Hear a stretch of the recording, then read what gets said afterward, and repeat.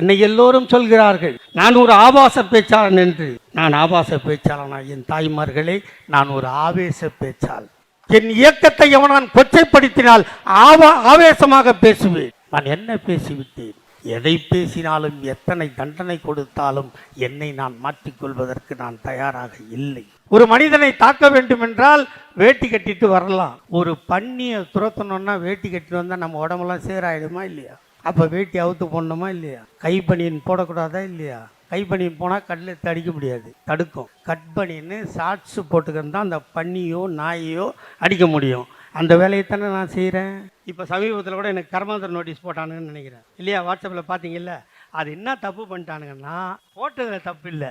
என் கல்யாண நோட்டீஸில் கூட இப்படி அழகாக படம் போடல. இந்த மஞ்சள் சட்டை இருக்குதுல்ல, இந்த மஞ்சள் சட்டை இதானே போட்டானுங்கம்மா. அழகாக இருக்கிறனா இல்லையா? நீ எத்தனை நோட்டீஸ் போட்டாலும் தாத்தா கலைஞரோட அனுகிரகத்தால் அவர் 96 வயசில் செத்தார் இல்லை, எனக்கு 2 வயசு கொடுத்துட்டு போயிருக்கேன். நான் 98 வயசு வரைக்கும் சத்தியமாக இருப்பேன்.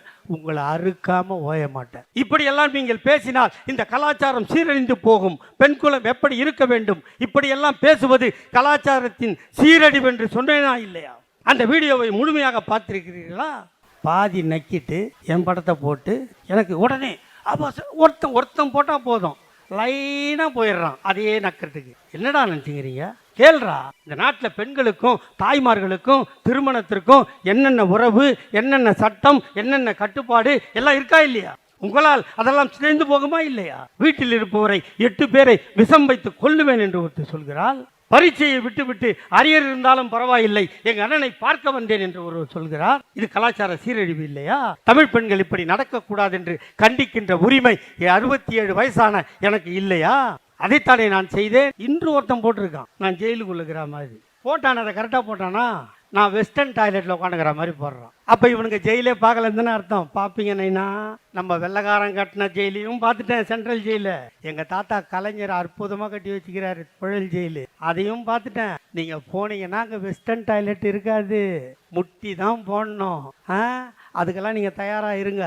அந்த பல்லு பழனிசாமிக்கு இதெல்லாம் கண்ணே தெரியலையா? தமிழ்நாடு பட்ஜெட்டு அத்திப்பழம் மாதிரியாம். சரி, அத்திப்பழம் ஜூஸ் குடிச்சா என்ன சத்து வரும் தெரியுமா தெரியாது அவனுக்கு? எப்பா என் தம்பி எவ்வளோ கை தட்டுறான் பார். அவன்லாம் இப்போவே அத்திப்பழம் ஜூஸ் குடிச்சுன்னுக்கிறான், ரெடி ஆகுறான். இதை தாண்டா பாவி நான் சொல்ல போய் எனக்கு இந்த பேரு. நான் உண்மையை தாண்டா சொல்றேன். இப்போ இன்னைக்கு டிவி முன்னாடி வந்து பல்லு பழனிசாமி இந்த பட்ஜெட்டு அத்திப்பழம் மாதிரி சொல்லாம இருந்தா நான் இதை சொல்லுவேனா? நீங்களே சொல்லுங்க, சத்தியமா சொல்லுங்க. உங்களை சரி பண்ணி இந்த திமுகவை மறுபடியும் ஆட்சியில் எடுத்தாந்து உட்கார வைக்காம போனா நம்மளுக்குள்ள கிறிஸ்தவன் முஸ்லீமும் அடிச்சுக்கணும், இந்துவும் பாயும் சண்டை போட்டுக்கணும். கிறிஸ்தவன் கேக்கு வெட்டினா போய் வெட்டுவானுங்க, பாய் மசூதியில வாங்க சொன்னா ஆறுன்னு உடைப்பானுங்க. நம்மளை ஒத்துக்க மாட்டான். நீ நினைக்கலாம் ஒருவேளை அவங்க எல்லாம் இந்துக்கு தானே கஷ்டப்படுறாங்க, இந்து தானே நம்பலாம், அதை ஏத்துக்கலாம் நீ நினைக்காத. புடவையும் மிளகாயும் கொளுத்துறவன் தான் அந்த இந்து. நம்ம ஆடும் கோழியும் வெட்டுற நம்ம வேற இந்து, சரிதா? உன்னை அவன் சேர்க்கவே மாட்டான். அப்படி சேர்ப்பான் நீ நம்பினா, எச் ராஜா, நம்ம நிர்மலா சீதாராமன் யாருன்னா சொல்லு, இந்த வருஷம் எங்கள் வீட்டில் கூழ் ஊற்றுவாங்க, வந்து ஒரு கை கூழும் ஒரு கருவோட துண்டும் சாப்பிட சொல்லு, அவனை இந்துன்னு நான் ஒத்துக்கிறேன். சாப்பிடுவாங்களா? நம்ம வேற இந்து, அவங்க வேற இந்து. இது ஏற்கனவே பழைய சபாநாயகர் மாதிரி ஆடுது. இது மேலக்குதா கீழக்குதா நான் எங்கே பார்க்கறது? இப்போ ஆட்டில் அதான் ஆடுது. அப்புறம் வாயில் முட்டிக்கிச்சின்னு வச்சுக்க, நம்ம வேற எங்கேயும் பேச முடியாமல் போயிடும். வாய் முக்கியம்ப்பா, வாய் முக்கியம். அந்த காலத்தில் சிவபெருமானே சொல்லியிருக்கான், திருவிளையாடல் படம் பார்த்துருக்கீங்களா? வாய் இல்லைன்னா பழைக்க முடியுமா தாயேன்னு விறகு வைக்கிற சிவாஜி சொல்லுவார்ல. அதனால் வாய் முக்கியம். உங்கள் அனைவருக்கும் என் எண்ணம் எனும் நான் எடுத்து வண்ணமலர் பூக்களை வார்த்தை என வருத்தி முதற்க நன்றி எனும் மாலை தன்னை சூட்டுகிறேன். நன்றி என்று நான் ஒரு இக்கட்டான காலகட்டத்தில் நின்று கொண்டிருக்கிறேன். நீங்கள் எல்லோரும் அறிந்ததுதான். என்றாலும் என்னை சுட்டு போட்டாலும் வெட்டி போட்டாலும் நாடே கடத்தினாலும் கடலிலே தூக்கி போட்டாலும் ஐயா கலைஞரையும் அண்ணன் தளபதியும் எங்கள் சின்னவரையும் எவனாவது விமர்சித்தால் தலையே போனாமல் தயங்காமல் பேசுகின்ற ஒரு பேச்சாளனாகத்தான் உங்கள் முன்னால் நின்று கொண்டிருக்கிறேன். நான் எதை எதிர்பார்த்து இந்த இயக்கத்தில் இருக்கிறேன்? ஏதாவது பதவி கேட்டேனா, பபசு கேட்டேனா, உதவி கேட்டேனா, உற்ற துணை கேட்டேனா? இந்த நேரத்தில் கூட, இவ்வளவு இக்கட்டான நேரத்தில் கூட சென்னையிலிருந்து தைரியமாக கோவைக்கு வந்து இறங்குகின்ற தைரியம் ஒருவனுக்கு இருக்கிறது என்று சொன்னால் அது இந்த சிவாஜி கிருஷ்ணமூர்த்தியை தவிர வேறு எவனுக்கும் இருக்காது. நான் ஐயா கலைஞரை முழுமையாக நேசிப்பவன், அண்ணன் தளபதியின் உழைப்பை மதிப்பவன், எங்கள் சின்னவரின் தியாகத்தை நேசிப்பவன். அதனால் இந்த இயக்கத்தில் என்றைக்கும் இருப்பேன், இன்றைக்கும் இருப்பேன், நாளைக்கும் இருப்பேன். ஒருவேளை என் உடல் நலிவுற்றாலும் நாக்கு சுழலும் வரை இந்த இயக்கத்திற்காக பேசிக்கொண்டே இருப்பேன் என்பதை இங்கே சொல்லிக்கொண்டு, எனக்கு முன்னால் பேசிய மாவட்ட செயலாளரும் பகுதி செயலாளரும் நிர்வாகிகளும் சொன்னார்கள், 7வது முறை திமுக ஆட்சிக்கு வர வேண்டும், 2.0 ஆட்சி அமைய வேண்டும். அப்படி ஆட்சிக்கு வந்தால்தான் அண்ணன் தளபதியை யாருக்காவது தெரிய போகிறதா? எங்கள் சின்னவரை நாடு அறியப் போகிறதா? இல்லை. எக்கட்டான காலகட்டம். எந்த காலகட்டத்தில் நாம் நின்று கொண்டிருக்கிறோம்? ஒருவேளை நாம் ஆட்சிக்கு வராமல் போனால் இந்த மண்ணை ஆளப்போகிறவன் யார் என்பதை சிந்தித்து பாருங்கள். நம்மோடு பிறந்து நம் இனத்தை காத்து நம் மொழியை காத்து உலகத்தில் எத்தனையோ போராட்டங்கள் நடந்திருக்கிறது. நாட்டுக்காக, உரிமைக்காக, உறவுக்காக கூட போராட்டம் நடந்திருக்கலாம். இந்தியாவிலேயே உலகத்திலேயே ஒரு மொழியை காக்க நூற்றுக்கணக்கானவன் செத்து போனான் என்றால் அது திமுகவை தவிர வேறு எவனுக்கும் சொந்தமில்லை. அப்படிப்பட்ட இயக்கத்தில் இருப்பதை நாம் பெருமையாக கருத வேண்டும். இங்கே பெண்கள் திரளாக வந்திருக்கிறீர்கள். என்னை எல்லோரும் சொல்கிறார்கள் நான் ஒரு ஆபாச பேச்சாளன் என்று. நான் ஆபாச பேச்சாளனா? என் தாய்மார்களே, நான் ஒரு ஆவேச பேச்சாளன். என் இயக்கத்தை எவன் கொச்சைப்படுத்தினால் ஆவேசமாக பேசுவேன். நான் என்ன பேசிவிட்டேன்? எதை பேசினாலும் எத்தனை தண்டனை கொடுத்தாலும் என்னை நான் மாற்றிக்கொள்வதற்கு நான் தயாராக இல்லை. ஒரு மனிதனை தாக்க வேண்டும் என்றால் வேட்டி கட்டிட்டு வரலாம். ஒரு பன்னியை துரத்தணும்னா வேட்டி கட்டிட்டு வந்தால் நம்ம உடம்பெல்லாம் சேராயிடுமா இல்லையா? அப்போ வேட்டி அவுத்து போடணுமா இல்லையா?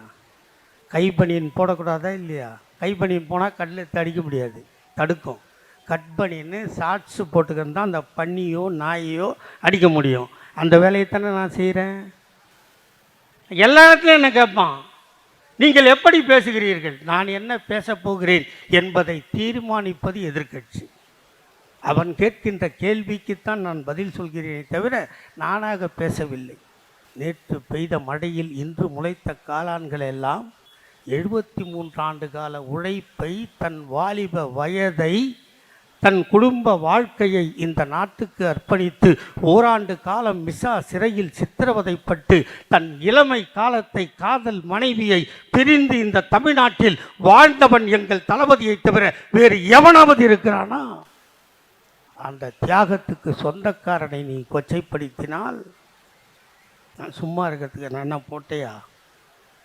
நான் சும்மா இருக்கணுமா? இருக்கிறத விட செத்து போகலாமா இல்லையா? செத்து போயிட்டேன், நம்மளுக்கு ஒன்றும் பிரச்சனை இல்லை. அப்போ கூட எனக்கு ஒரு ஆசை, அப்படியே நான் செத்தாலும் அந்த சாவும்போது எனக்கு திமுக ஆட்சியில் இருக்கணும். என் தோளில் இந்த புதுசாக ஒரு கருப்பு சிவப்பு துண்டு, ஒரு புது மைக்கு மட்டும் வச்சு என்னை அமிச்சிங்கன்னா அனுப்புகிறவன் தப்பிச்சான். இது இல்லாத அமிச்சா ஆவியாக வந்து மிரட்டுவேன். இதை தவிர எனக்கு என்ன தேவை? எல்லாத்தையும் பார்த்துட்டேன். இந்த இந்தியாவில் உச்சமாக இருந்த 2 பிரதமர்களோடு பழகிவிட்டேன். இந்த நாட்டின் முதல்வராக எங்கள் தாத்தா கலைஞர் இருக்கும்போது என் தோளில் கை வைத்தார் என்பதற்காக அவர் மறைவுக்கு பின்னால் இன்று வரை இந்த இடத்தில் சோப்பை கூட தேய்க்காமல் வாழ்ந்து கொண்டிருக்கிறேன். ஏனென்றால் எங்கள் தாத்தா கலைஞர் கைப்பட்ட இடம் அது புண்ணாகிவிடக்கூடாது என்று, அழுக்கிருந்தால் பரவாயில்லை என்று வாழ்ந்து கொண்டிருக்கிறேன். இந்த ஆட்சிக்கு வந்தோம். 4 ஆண்டு காலம், 4.25 ஆண்டு காலம் முடித்து விட்டோம். இன்னும் ஒரு 3 மாதத்தில் தேர்தல் வரப்போகுது. இங்கே அதிகமாக என்னை பெற்றெடுக்காத என் தாய்மார்கள் இருக்கிறீர்கள்.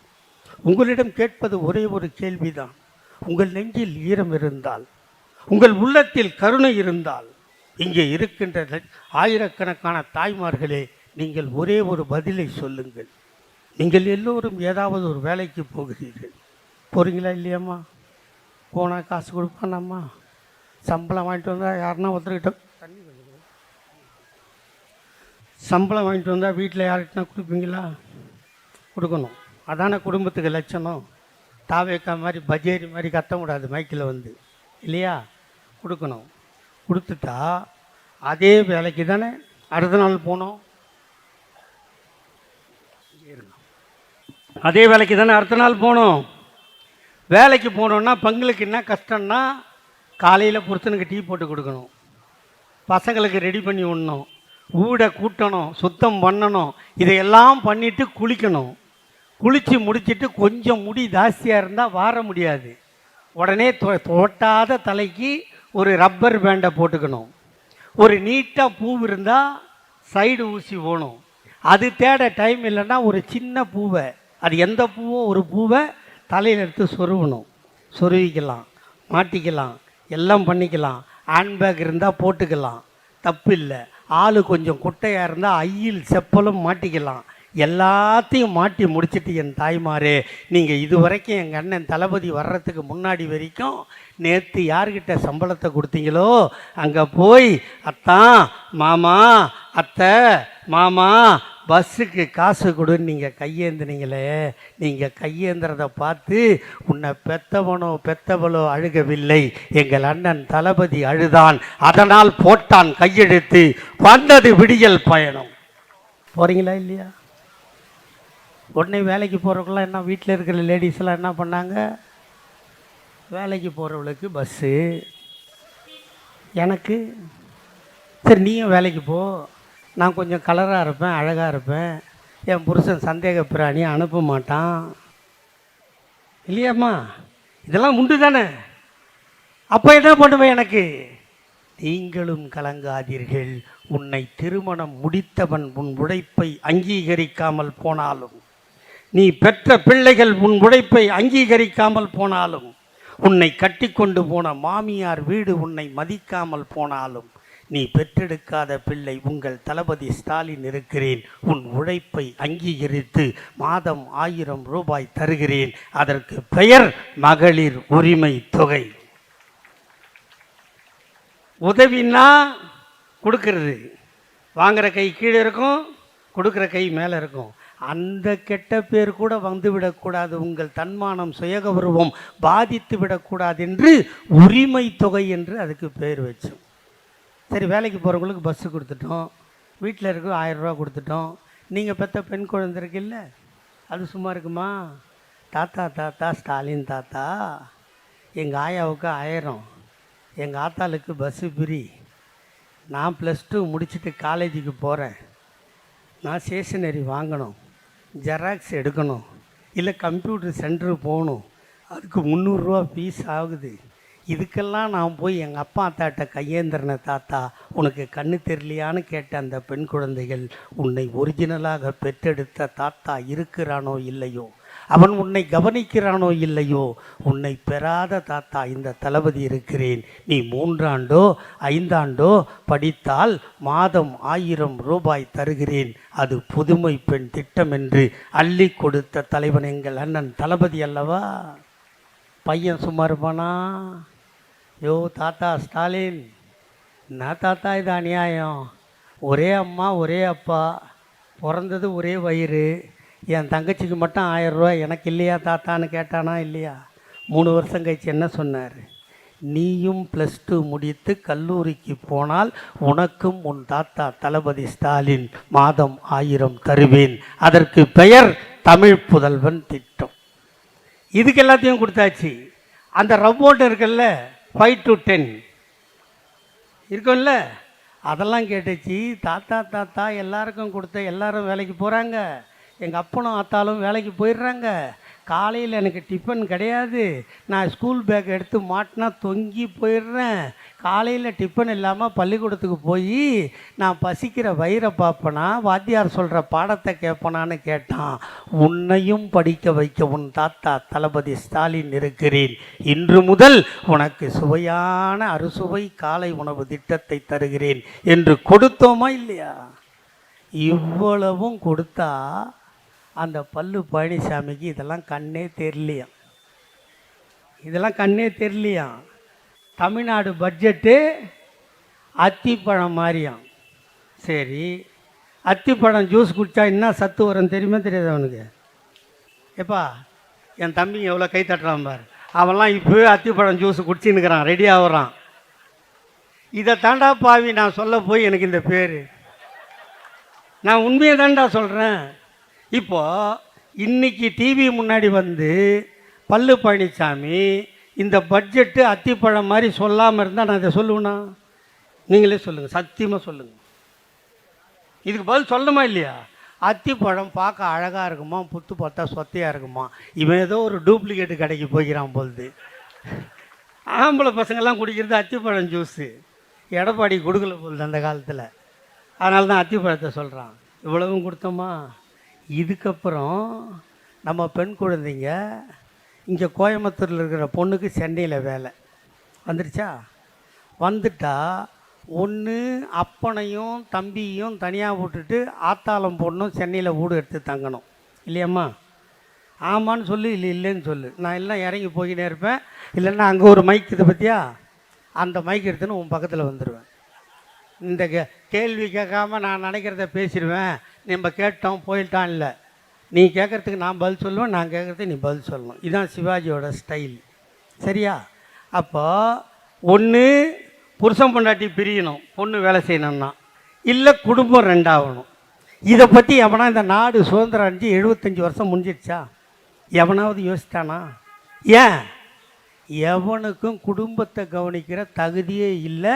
10 வருஷமாக கல்யாணம் ஆனதையே மறைச்ச மோடி தான் இந்த நாட்டுக்கு பிரதமர். குடும்பம்னா என்னன்னு தெரியுமா? தெரியாது. எடப்பாடி பழனிசாமிக்கு தெரியாது, ஜெயலலிதாவுக்கு தெரியாது, எம்ஜிஆருக்கு தெரியாது, காமராஜருக்கு குடும்பமே இல்லை, அதனால் தெரிஞ்சிருக்கிறதுக்கு வாய்ப்பு இல்லை. ஆனால் எங்களை சொல்கிறான்ல குடும்ப அரசியல் குடும்ப அரசியல்னு, அந்த குடும்பம் இருப்பதால், பிள்ளை குட்டி பெற்றதால், பேரன் பேத்தி எடுத்ததால், அதற்கெல்லாம் முறையாக திருமணம் நடத்தியதால் இந்த கஷ்டத்தை அறிந்த எங்கள் அண்ணன் தளபதி சொன்னான், என் மகளே நீ வேலைக்கு போகிறாயா, சென்னைக்கு போகிறாயா, மதுரைக்கு போகிறாயா, நீ எங்கு வேண்டுமானாலும் போ, நீ தன்னந்தனியாக பாதுகாப்பாக தங்கி வேலை செய்து சம்பாதித்து வீட்டுக்கு அனுப்ப இந்த தளபதி இருக்கிறேன் என்று சொல்லி தோழி விடுதியை கட்டி கொடுத்த ஒரே முதல்வர் எங்கள் அண்ணன் தளபதி தானே. வயசானவங்களை எவ்வளோ பேர் பார்த்தான். வீட்டில் வயசானவங்க இருந்தால் பொருசு யார் அப்போ நான் புள்ள கேட்குறது, அது தாவேக்கில் தாங்கிறான் அத்தனை பேரும். பெருசு அர்ஜென்ட்டாக வேலை கிளம்புறேன்ல, ஓரமாக போயா சொல்கிறானுங்களா இல்லையா? பெத்த அப்பம்மா. ஆனால் எங்கள் அண்ணன் என்ன பெற்றவங்களா, எங்கள் தலைவரை பெற்றவங்களா? இல்லை. ஒரு தந்தை வயசாகி போனால் அவன் என்ன சித்திரவதைப்படுவான், சிரமப்படுவான் என்று சொல்லி அன்பு கரங்கள் என்ற திட்டத்தை கொண்டு வந்து அவர்களை தங்க வைத்து 3 வேளை உணவளித்து, ஒருவேளை அவன் குடும்பத்தோடு வாழ்ந்தால் 70 வயதில் வீட்டில் உட்கார்ந்து கொண்டு தண்ட சோறு சாப்பிடுகிறாய் என்று மருமகள் காரி துப்பியதை துடைத்து கொண்டு அவள் கொடுக்கின்ற ரேஷன் அட்டையையும் பையையும் தூக்கி கொண்டு ரேஷனில் லைன் நின்று அவன் கொடுக்கின்ற அரிசியை தூக்க முடியாமல் அடுத்தவன் தயவை தேடிக்கொண்டிருந்த எத்தனை வயதானவர்கள் தமிழ்நாட்டில் இருக்கிறார்கள். அவர்களுக்கெல்லாம் நீ வீட்டிலே இரு, உன் வீடு தேடி ரேஷன் வரும். அந்த திட்டத்திற்கு பெயர் தாயுமானவர் திட்டம். இதெல்லாம் கஷ்டப்பட்டவனுக்கு தானே தெரியும். கொண்டு வந்துட்டோமா? இவ்வளோ நடந்ததா? இதை தாண்டி நம்ம ஆட்சிக்கு வரும்போது கொரோனா துரத்துச்சா? யாரையும் பார்க்க முடியாதா? பெரிய சிக்கலா? நர்ஸாக வேலை செய்கிற பொம்பளை அவள் பெற்ற பிள்ளைய ரோடுக்கு அண்டாண்டு இருந்து பார்த்தாளா? புருஷனும் முன்னாட்டியும் பார்த்துக்க முடியாதா? ஒரே வீட்டில் 5 பேர் இருந்தால் 3 பேரை வந்து முனிசிபாலிட்டி பிடிச்சின்னு போயிட்டானா?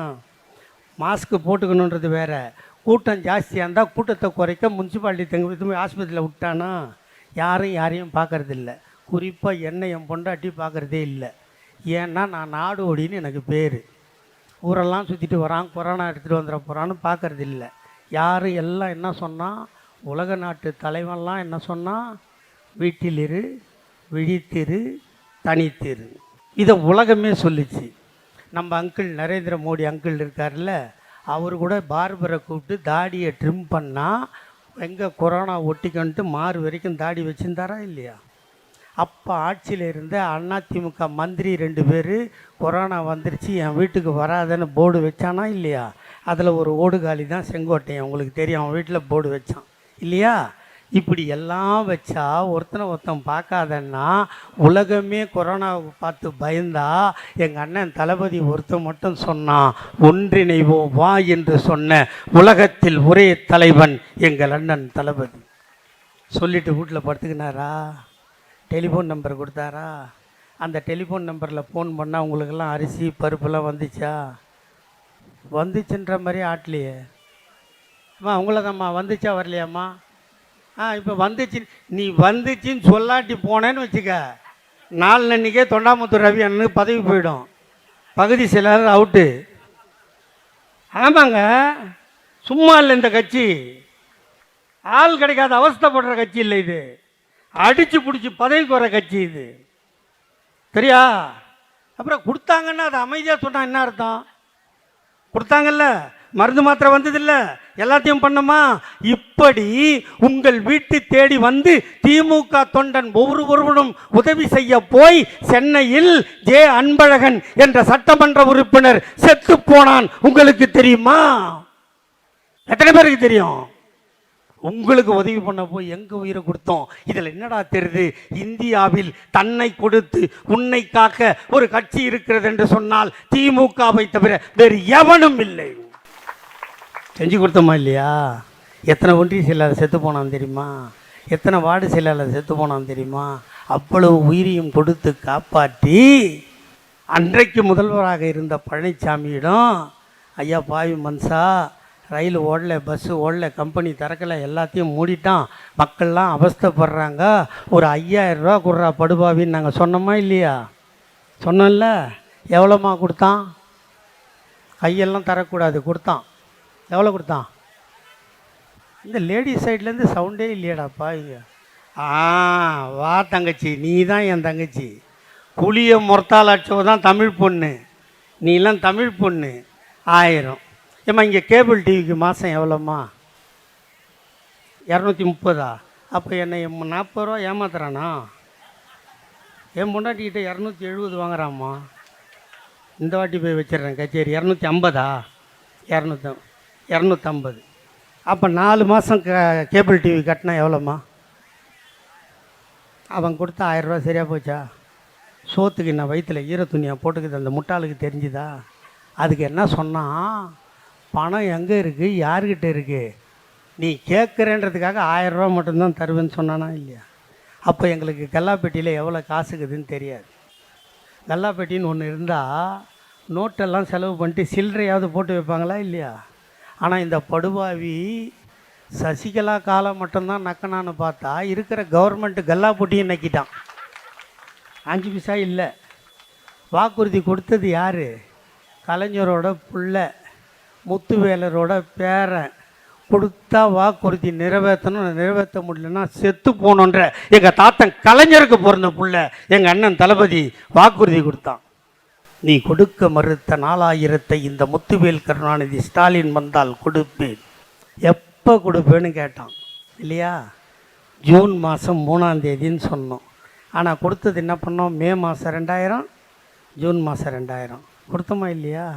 இவ்வளவும் 5000 ரூபாய்க்கு 1000 ரூபா மட்டும்தான் தர்றதுக்கு பணம் இருக்குன்னு சொன்ன எடப்பாடி பழனிசாமி, உங்களுக்கு 1000 ரூபா கொடுத்தா முடியவே முடியாதுன்னு சொன்ன பழனிசாமி இவ்வளத்தையும் கொடுத்தாருன்னா அவர் என்ன ஜீபூம்பா பண்ணாரா?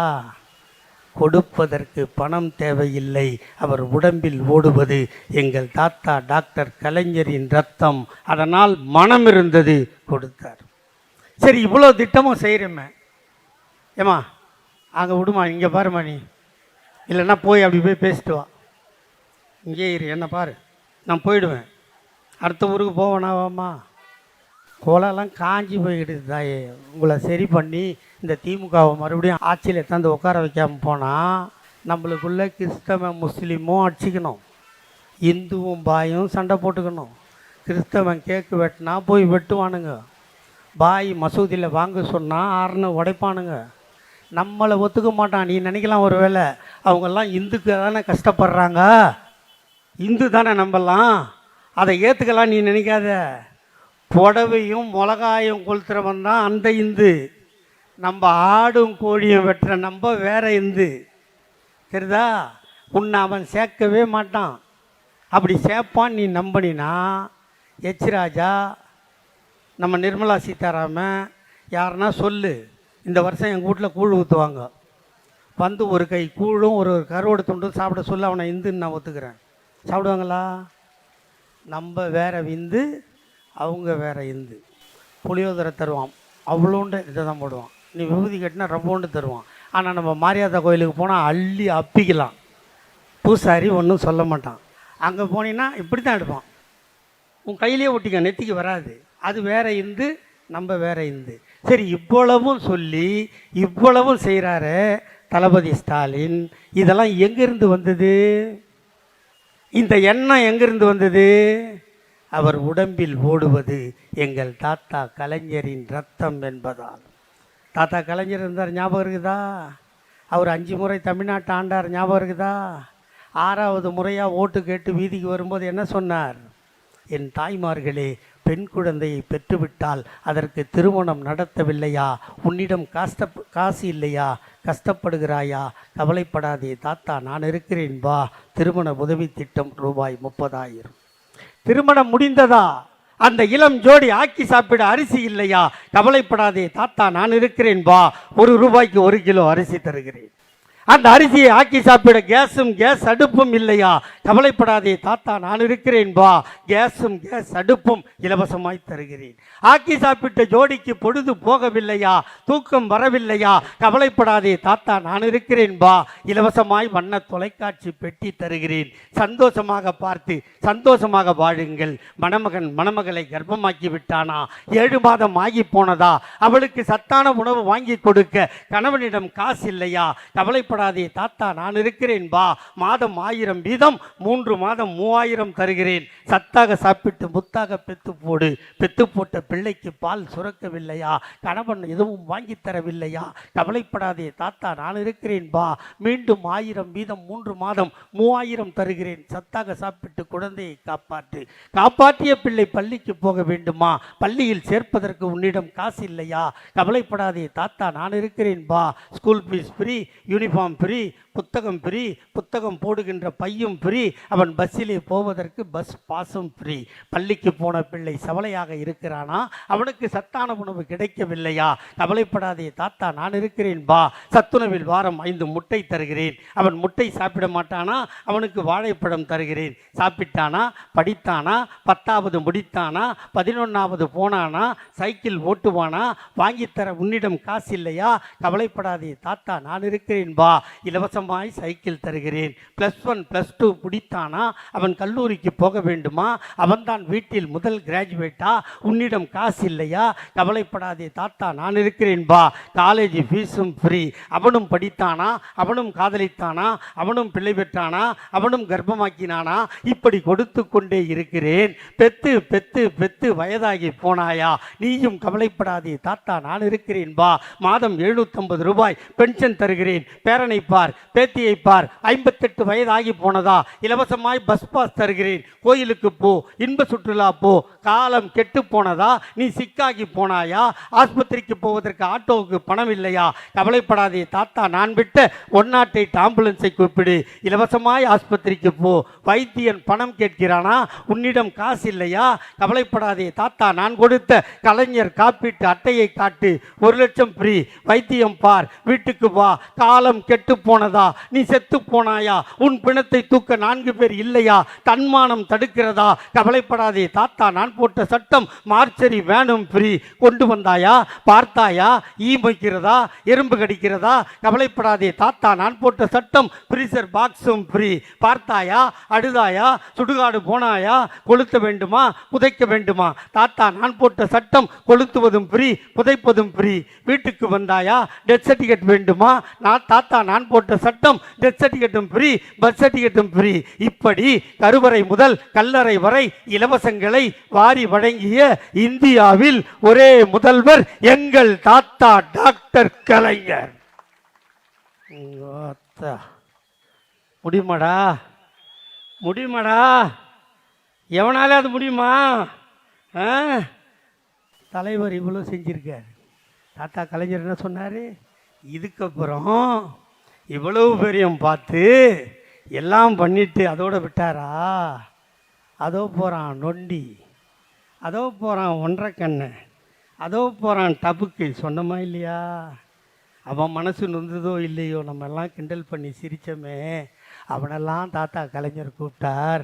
நீ நொண்டி இல்லைடா, நீ ஒன்றரை கண்ணன் இல்லைடா, நீ டபுக்கு இல்லைடா, ஒரு திறமை போனால் உன்னிடம் இன்னொரு திறமை இருக்கிறது. ஆகவே இன்று முதல் நீ மாற்றுத்திறனாளி என்று சொல்லி அவனுக்கும் நலவாரியம் தந்தாரா இல்லையா? அதையும் தாண்டி அதோ போகிறான் பொட்டை, அதோ போகிறான் 9.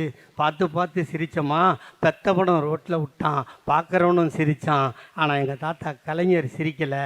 அவனை கூப்பிட்டார். நீ பொட்டை இல்லைடா, நீ 9 இல்லைடா, உனக்கும் ஒரு அழகான பெயர் வைக்கிறேன். இன்று முதல் நீ திருநங்கை என்று அழைக்கப்படுவாய் என்று சொல்லி அவனுக்கும் நலவாரியம் தந்தாரா? ஒரு காலத்தில் ரயில்வே ஸ்டேஷன் போனால் அங்கே வெள்ளை பேண்ட்டு வெள்ளை சட்டை போட்டு தொப்பி போட்டு ஒருத்தன் கொடி ஆட்டுவான்ல, அவனுக்கு பேர் ஸ்டேஷன் மாஸ்டர். அந்த காலத்தில் அவ்வா தான் கொடி ஆட்டுவா, நம்மவா ஆட்டினா கொடி ஆடாது. நம்மளுக்கு என்ன வேலை தெரியுமா? அதே ரயில்வே தண்டவாளத்தில் பச்சை சிவப்பு கொடி எடுத்து பின்னாடி சொருவிக்கிட்டு ஒரு அவாய் செப்பல் போட்டுக்கிட்டு காக்கி அரைக்கால் டவுசர் போட்டு கட்பனின் போட்டு தண்டவாளத்தில் பிளக்கட்டை தட்டின குடும்பம் நம்ம குடும்பம். தாத்தா கலைஞர் சொன்னார், அவன் கொடி ஆட்டவும் பிறக்கலை, நீ தண்டவாளம் தட்டவும் பிறக்கலை, நீ ஆட்டினா கொடியும் ஆடும் ரயிலும் ஓடும் என்று சொல்லி இந்த நாட்டில் தாழ்த்தப்பட்டவனையும் பிற்படுத்தப்பட்டவனையும் சேஷன் மாஸ்டராக்கி அழகு பார்த்தவர் எங்கள் தாத்தா டாக்டர் கலைஞர். கோயிலுக்கு போனால் கருப்பு கவுன் போட்டு கட்டை சுற்றி வச்சு ஆடர்னு தட்டுவான்ல, அவங்களுக்கு பேர் நீதிபதி. அந்த நீதிபதியாக நம்ம இருக்க முடியாது, அவ்வா தான் இருப்பா. நம்மளுக்கு அதே கோர்ட்டில் என்ன வேலை தெரியுமா? வெள்ளை பேண்ட்டு வெள்ளை சட்டை சிவப்பு பட்டை போட்டு தொப்பி போட்டு சைலன்ஸ்னு கத்துற வேலை நமக்கு. தாத்தா கலைஞர் சொன்னார், நீ சைலன்ஸ்னு கத்த பிறக்கலடா, நீ அடித்தா கட்டை சுற்றியும் அடிக்கும், நீதியும் பேசும் என்று சொல்லி இந்த நாட்டில் தாழ்த்தப்பட்டவனையும் பிற்படுத்தப்பட்டவனையும் நீதிபதியாக்கி அழகு பார்த்தவர் எங்கள் தாத்தா டாக்டர் கலைஞர். கோயிலுக்கு போனால் பெரிய நைலான் கயிறில் மணி கட்டி தொங்க விட்டுருப்பான். அந்த மணியை பிடிச்சி ஆட்டுறது நம்ம வேலை. அதை ஆட்டினா கையெல்லாம் காப்பு காய்ச்சிரும். ஆனால் அதே கோயிலுக்குள்ளே வெள்ளி தட்டில் சின்ன மணி வெள்ளி மணியை ஒருத்தர் ஆட்டுவார். அவ்வா ஆட்டினா தான் அந்த மணி ஆடும்னு அவ்வாலாம் சொன்னான். ஆனால் கலைஞர் தாத்தா சொன்னார், நீ பெரிய மணி ஆட்ட பிறக்கலை, நீ ஆட்டினா சின்ன மணி ஆடும், ஆண்டவனும் பேசுவான் என்று சொல்லி இந்த நாட்டில் தாழ்த்தப்பட்டவனையும் பிற்படுத்தப்பட்டவனையும் அனைத்து ஜாதிக்காரனும் அர்ச்சகராகலாம் என்ற சட்டத்தை போட்டவர் எங்கள் தாத்தா டாக்டர் கலைஞர். தாத்தா கலைஞர் பெண்களுக்கு கல்யாணத்துக்கு பணம் கொடுத்தா எங்கள் அண்ணன் தளபதி நீ படித்து பட்டதாரி ஆகுன்னு பணம் கொடுக்குறார். எங்கள் தாத்தா கலைஞர் ஊனமுற்றவனை மாற்றுத்திறனாளி என்று சொன்னால் எங்கள் அண்ணன் தளபதி அவனுக்கு அரசு வேலை கொடுத்து உதவி கொடுத்து இப்போது உள்ளாட்சி அமைப்புகளிலும் பதவி கொடுக்கிறார். எங்கள் தாத்தா கலைஞர் திருநங்கை என்று பெயர் வைத்தால் எங்கள் அண்ணன் தளபதி ஊர்காவல் படையில் அவனுக்கு வேலை கொடுக்கிறார்.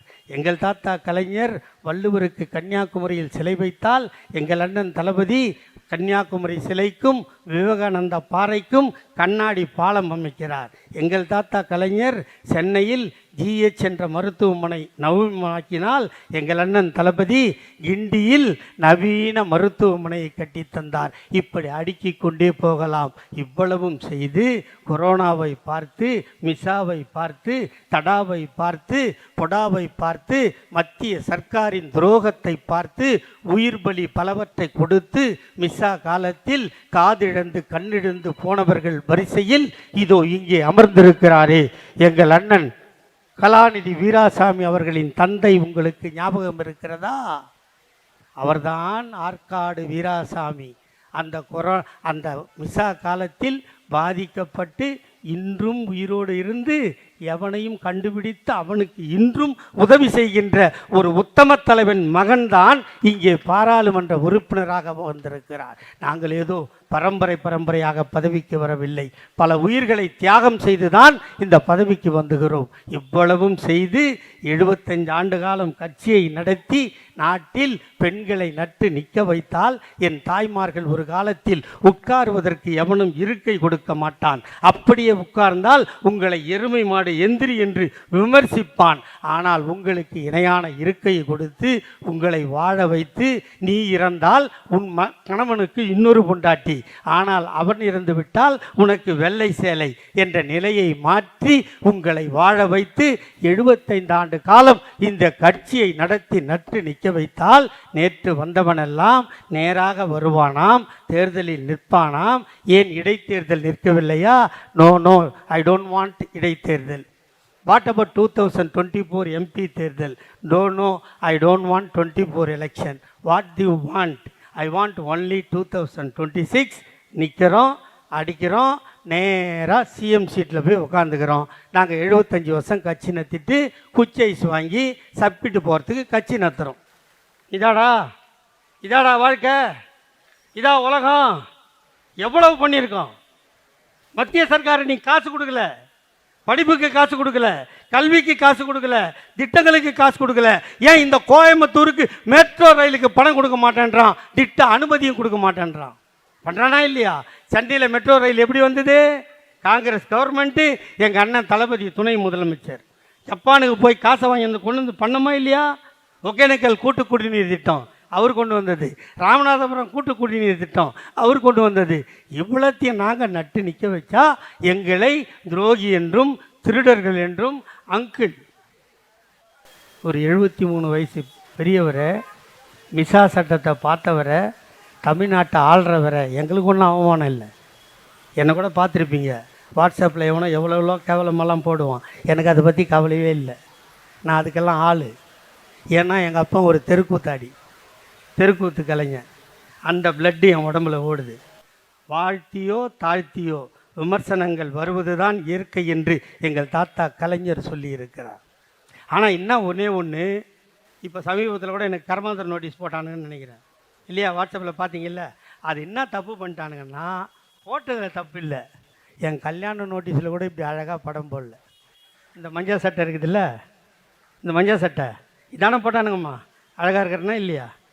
நீ எத்தனை நோட்டீஸ் போட்டாலும் தாத்தா கலைஞரோட அனுகிரகத்தால் அவர் 96 வயசில் செத்தார் இல்லை, எனக்கு 2 வயசு கொடுத்துட்டு போயிருக்கார். நான் 98 வயசு வரைக்கும் சத்தியமாக இருப்பேன், உங்களை அறுக்காமல் ஓய மாட்டேன். அது மட்டும் சத்தியம், அது மட்டும் சத்தியம். நீ கட்சி ஆரம்பி, என்ன செய்ய போகிறேன்னு சொல்லு. நான் என்ன பேசுகிறேன், இதே 25ஆம் தேதி தொண்டாமுத்தூரில் அண்ணன் இதே ரவி தலைமையில் நான் பொதுக்கூட்டம் பேசினேன். மொழிப்போர் தியாகிகள் கூட்டம். பெண் என்றால் எப்படி வாழ வேண்டும் என்று சொன்னேன். இப்படியெல்லாம் நீங்கள் பேசினால் இந்த கலாச்சாரம் சீரழிந்து போகும். பெண் குலம் எப்படி இருக்க வேண்டும், இப்படியெல்லாம் பேசுவது கலாச்சாரத்தின் சீரழிவு என்று சொன்னேனா இல்லையா? அந்த வீடியோவை முழுமையாக பார்த்திருக்கிறீர்களா? பாதி நக்கிட்டு என் படத்தை போட்டு எனக்கு உடனே அப்போ ஒருத்தன் போட்டால் போதும், லைனாக போயிடுறான் அதையே நக்கிறதுக்கு. என்னடா நினச்சிக்கிறீங்க? கேள்றா. இந்த நாட்டில் பெண்களுக்கும் தாய்மார்களுக்கும் திருமணத்திற்கும் என்னென்ன உறவு, என்னென்ன சட்டம், என்னென்ன கட்டுப்பாடு எல்லாம் இருக்கா இல்லையா? உங்களால் அதெல்லாம் சிதைந்து போகுமா இல்லையா? வீட்டில் இருப்பவரை 8 பேரை விஷம் வைத்து கொல்லுவேன் என்று ஒருத்தர் சொல்கிறாள். பரீட்சையை விட்டுவிட்டு அரியர் இருந்தாலும் பரவாயில்லை, எங்கள் அண்ணனை பார்க்க வந்தேன் என்று ஒருவர் சொல்கிறார். இது கலாச்சார சீரழிவு இல்லையா? தமிழ் பெண்கள் இப்படி நடக்கக்கூடாது என்று கண்டிக்கின்ற உரிமை 67 வயசான எனக்கு இல்லையா? அதைத்தானே நான் செய்தேன். அதுதான் தவறென்றால் நான் தொடர்ந்து செய்வேன். நமக்கென்ன வம்பு, எவ்வளவு எப்படியாவது போகட்டும் என்று விட்டுவிட நான் சாதாரண மனிதனின் மகன் அல்ல. இந்த நாட்டுக்காக போராடி தெருக்கூத்தாடியாக இருந்து தெருக்கூத்து பாடல்களில் தேசபக்தி பாடல்களை பாடி நாட்டு சுதந்திரத்துக்காக சிறைக்கு போனவன் மகன் நான். சுதந்திரம் கிடைத்ததற்கு பின்னால் என் அப்பாவுக்கு மனு கொடுத்தார்கள், இதை பில்லப் செய்து கொடுத்தால் உனக்கு சுதந்திர போராட்ட தியாகி பென்ஷன் கிடைக்கும் என்று. அந்த பாமை வாங்கி என் தந்தை எழுதினார், நாட்டுக்கு உழைத்தேன், கூலி வாங்க விரும்பவில்லை என்று சொன்ன தேச தியாகியின் மகன். என்ன ஏதோ அவமானமாக அனாவசியமாக இன்று ஒருத்தன் போட்டிருக்கான், நான் ஜெயிலுக்குள்ளுக்கிற மாதிரி போட்டான். அதை கரெக்டாக போட்டானா? நான் வெஸ்டர்ன் டாய்லெட்டில் உட்காந்துக்கிற மாதிரி போடுறான். அப்போ இவனுக்கு ஜெயிலே பார்க்கலன்னு தானே அர்த்தம். பார்ப்பீங்க நைனா, நம்ம வெள்ளைக்காரன் கட்டின ஜெயிலையும் பார்த்துட்டேன், சென்ட்ரல் ஜெயிலு. எங்கள் தாத்தா கலைஞர் அற்புதமாக கட்டி வச்சுக்கிறாரு புழல் ஜெயிலு, அதையும் பார்த்துட்டேன். நீங்கள் போனீங்கன்னா அங்கே வெஸ்டர்ன் டாய்லெட் இருக்காது, முட்டி தான் போடணும். அதுக்கெல்லாம் நீங்கள் தயாராக இருங்க. இது வரோம். நீங்கள் தானே சொல்கிறீங்க 6 மாதம் பொறுங்கடா. எவன் ரவுடின்னு காட்டுறேன், நம்ம மந்திரி செந்தில் பாலாஜி ரவுடியான். 6 மாதத்தில் இவங்க காட்டுவாங்களா? எப்படா காட்டுவீங்க? 41 பேர் செத்து போய் கிடக்கிறான், திருட மாதிரி ஓடி போய் ஒழிஞ்சிக்கினீங்க. நாங்கள் அப்படியே ஓடி போய் ஒழிஞ்சோம். இந்த 73 வயசாகுது எங்கள் அண்ணன் தளபதிக்கு. நைட்டு எல்லா உத்தரவும் போட்டார், அதிகாரியெல்லாம் போயிட்டான், எல்லாம் பண்ணிட்டான். ஆனால் மனசு கேட்காம ஓடியாந்தான் வர்றான். அவன் தான் குடும்பத் தலைவர், கழகத் தலைவர், எங்கள் அண்ணன் தளபதி. ஓடியாந்தமா இல்லையா? வெளிநாட்டுக்கு போகிற ட்ரிப்பை கேன்சல் பண்ணிட்டு வந்தான்ல, அதுதான் கலைஞர் தாத்தாவோட பேரன் எங்கள் அண்ணன் உதயநிதி. நாங்கள் போனால் உடனே நாங்கள் வேணாம் ஸ்டாலினை ஏற்றுக்கொள்வோம், அவர் உழைத்து வந்தார், உதயநிதிக்கு என்ன தகுதி இருக்கிறது கேட்குறானுங்க. உதயநிதிக்கு என்னடா இருக்குதா நான் கேட்குறேன். எங்கள் அண்ணன் தளபதிக்கு திருமணம் முடிந்தது. என் தாய்மார்களே, உங்களுக்கு ஈரம் இருந்தால், திருமணம் முடிந்து 3வது மாதம் அவள் மாசமாக இருக்கிறாள் என்ற செய்தி வந்தபோது கணவன் கைது செய்யப்பட்டார். கருவில் பிள்ளை, கணவன் சிறையில். எல்லோரும் ஊரே கூடி என்று சொன்னது. இந்த கரு உருவானவுடன் கணவன் சிறைக்கு போய்விட்டான். ஆகவே இந்த கருவை கலைத்து விடு. மணமகன் மாப்பிள்ளை உயிர் முக்கியம், அவன் இருந்தால் இன்னொரு பிள்ளை பெற்றுக்கொள்ளலாம். ஆகவே இதை கலைத்து விடு என்று சொன்னார்கள். எங்கள் அன்னை துர்கா அதை கலைக்கவில்லை. காப்பாற்றினால், கரை சேர்த்தால். அவளுக்கு 5ஆம் மாதம் மறுபடம் வைக்க ஆள் இல்லை, 7ஆம் மாதம் ஜடை தைக்க உறவுகள் இல்லை, அவளுக்கு 9ஆம் மாதம் சீமந்தம் நடக்கவில்லை. தன்னந்தனியாக ஆஸ்பத்திரிக்கு போனால் பிள்ளையை பெற்றெடுத்தால், பெற்றெடுத்த பிள்ளையை வீட்டுக்கு கொண்டு வந்து பாலூட்டி சீராட்டி ஆடை போட்ட குழந்தையை எடுத்துக்கொண்டு மத்திய சிறைச்சாலைக்கு போய், காதலனே, கணவனே, நீ கருவாக்கிய கருவை எல்லோரும் கலைத்து விடு என்று சொன்னார்கள். நான் கலைக்கவில்லை, அதை உருவாக்கி கொண்டு வந்திருக்கிறேன். இதோ நீ கருவாக்கிய குழந்தை என்று காட்டினால் எங்கள் அன்னை துர்கா பார்த்தார். எங்கள் அண்ணன் தளபதி காட்டிய குழந்தை எங்கள் அண்ணன் உதயநிதி. இதை விட என்னடா தியாகம் வேணும்? இவ்வளவு தியாகம் பண்ணுறோம். நான் கேட்குறது என்னென்னா, நரேந்திர மோடி தானே இப்போ 11 வருஷம் 12 வருஷமாக பிஎம், பிரைம் மினிஸ்டர். டில்லியே எங்களை ஆட்ட முடியலையா இல்லையா? டில்லியால் எங்களை ஆட்ட முடியுதா? டில்லிக்கே பயப்படாத நாங்கள் இந்த கில்லி காடா பயப்பட போகிறோம்? நீ எல்லாம் ஜுஜிபி, சும்மா தொண்டை கட்டியிருந்தால் ஆல்சி மிட்டாய் சப்புவோம்ல, அது மாதிரி சப்பிக்கின்னு இருந்தால் சில நேரம் உள்ளே கூட போயிடும். அந்த மாதிரி ஆள். அதனால் நான் சொல்ல வர்றது என்னென்னா, இவ்வளவும் சொல்லிவிட்டு கடைசியாக நான் சொல்ல வர்றது, நீங்கள் ஓட்டு போடுங்க இவங்கெல்லாம் கேட்பாங்க. சத்தியமாக நான் கேட்க மாட்டேன். கேட்க வேண்டிய அவசியம் திமுகவிற்கு இல்லை. ஒரு ஓட்டு. முன்னாடிலாம் ஓட்டு சீட்டு தருவானா, அதை பிரிக்கணுமா, முத்திரை எடுத்து குத்தணுமா, குத்தி மடிக்கணுமா, அதை பொட்டி உள்ளே போடணுமா, இவ்வளோ வேலை இருந்ததா இல்லையா? இப்போ என்ன பண்ணுறான்? ஒரு மிஷின் இருக்குமா, உதயசூரியன் நேரம் ஒரு பட்டன் இருக்குமா, அது அமுக்குனா ஒரு கீயான ஒரு சவுண்டு வருமா, அதுக்கு மொத்தத்தில் நீங்கள் செலவு பண்ணுற நேரம் எவ்வளோ நேரம்? அரை ஹவர் பண்ணுவீங்களாம்மா, கால் ஹவர் ஆகுமா? இல்லை, நீ லைன் நிற்கிறதையும் சேர்த்து சொல்லு, அரை ஹவர் ஆகுமா? அரை மணி நேரம் வரிசையில் நின்று உதயசூரியன் நேரம் ஒரு பட்டனை நீ கீயான அமுக்கிட்டு வந்துட்டுனா 5 வருஷம் உன் காலை சுற்றின நாயாக உடைக்கிறதுக்கு இவ்வளோ கட்சிக்காரன் இங்கே இருக்கிறான். உன் வீட்டில் கல்யாணம்னா வந்து சிரிப்போம், உன் வீட்டில் கருமாந்திரம்னா நாங்கள் வந்து அழுவோம். இப்படி ஓடி போய மாட்டோம், காட்டி கொடுக்க மாட்டோம், கூட்டி கொடுக்க மாட்டோம். எங்களுக்கு ஒரு பழமொழி உண்டு, எவ்வளவு தான் எங்களை அவமானப்படுத்தினாலும். தாத்தா கலைஞர் சொன்னார் தெரியுமா? தமிழர்களே தமிழர்களே, என்னை நீங்கள் தூக்கி கடலிலே போட்டாலும் நான் கட்டுமரமாக மிதப்பேன், அதில் நீங்கள் ஏறி பயணம் செய்யலாம். இது ஒவ்வொரு திமுக தொண்டனுக்கும் பொருந்தும். அப்படி உழைத்து பழக்கப்பட்டவர்கள். கொரோனா காலத்தில் உங்களை எல்லோரும் கை கழுவிட்டு ஓடிவிட்டு வீட்டில் ஒளிந்து கொண்டார்கள். உங்களிடம் ஒளியாமல் உங்கள் முகத்தை பார்த்து உதவி செய்த ஒரு கட்சி தமிழ்நாட்டில் திமுகவை தவிர எவன் இருந்தான்? அதனால் தான் இந்த கூட்டத்தை நடத்துகிறோம். தமிழ்நாடு போராடும், தமிழ்நாடு போராடும், தமிழ்நாடு வெல்லும், வெல்வோம் 200, படைப்போம் வரலாறு. இதெல்லாம் சொல்கிறாருன்னா தாய்மார்களை நம்பி சொல்கிறோம். இப்போ 1000 ரூபா கதை தானே சொன்னேன். இப்போ இந்த 13ஆம் தேதி எவ்வளோ போட்டார்? எவ்வளோமா போட்டார்? அது உதயசூரியன் காட்டுறியா 5000மான்னு தெரியலையே. காது கொஞ்சம் கம்மியாகிடுச்சுமா. எவ்வளோமா? ஆ, இவங்க எல்லாரும் வேறு வேறு கதை சொன்னாங்கல்ல, அந்த 5000க்கு நான் கதை சொல்லிட்டா. இப்போ பிப்ரவரி போடணும் இல்லையா? பிப்ரவரி போடுறதுக்குள்ள அந்த பிஜேபி காரணம், தாவேகா காரணம், அதிமுக காரணம், தேர்தல் வருது மயிலாடு. இந்த தேர்தல் நடக்கிற வரைக்கும் இந்த 1000 ரூபாயை நிப்பாட்டுன்னு கோர்ட்டுக்கு போகிறானுங்க. அதை நம்ம ஜெயிப்போம் இல்லையா? ஒரு வேளை தேர்தல் வரைக்கும் நிப்பாட்டுன்னு சொல்லிட்டான். இதை நம்பி தண்டல் கட்டுவியா? மாதம் 1000 ரூபா வந்தால் தண்டல் கட்டுற தாய்மார்கள் எவ்வளோ பேர் இருக்கீங்க? இந்த 1000 ரூபாயை நம்பி அதுக்கு இதுக்கு இது 300 ரூபா, இதுக்கு 200 ரூபா, கேபிள் டிவிக்கு பணம் கட்டுறது, வாடகை வீட்டில் இருந்தால் கரண்ட்டு பில்லு கட்டுறதுக்கெல்லாம் இந்த பணம் உதவுச்சா? ஒருவேளை அப்படி போய் நீ கேபிள் டிவி பணம் கட்டாமல் கேபிள் தெரியாமல் போனால் அந்த பாவம் எங்களுக்கு சேருமா இல்லையா? இதெல்லாம் பார்த்து தான் எங்கள் அண்ணன் பிப்ரவரிக்கு 1000, மார்ச்சுக்கு 1000, ஏப்ரலுக்கு 1000, இன்னும் 2000 எதுக்கு? இல்லை, இவங்கெல்லாம் தப்பாக சொல்கிறாங்க. நாங்கள் தான் ஆட்சிக்கு வருவோம், நாங்கள் வந்தால் 2000 தருவோம்னு சொன்னல, அந்த மே மாதத்து 2000 தான் இது. சரியா? கோடை காலம் நான் வருஷம் எல்லாம் தான் கேட்குறேண்ணே, வருஷம் தான் கோடை காலம் வருதுடா சோம்பேறி. அந்த ஜனங்களை பார்க்குறது யாரா? தண்ணி வரலன்னா குழாவை ரிப்பேர் பண்ணி தரோம் திமுக காரன் தானே, நோண்டி பள்ளம் போடுறோம் திமுக காரன் தானே, கார்பரேஷனே வேலை செஞ்சாலும் பக்கத்தில் வந்து நிற்கிறது திமுக காரன் தானே. 5 வருஷத்துக்கு ஒரு வாட்டி உங்கள்கிட்ட வருவான், ஜெயிச்சா வீட்டில் படுத்துக்குவான், ஜெயிக்கலைன்னா ரோட்டில் படுத்துக்குவான். இதான் மற்ற கட்சிக்காரன் வேலை.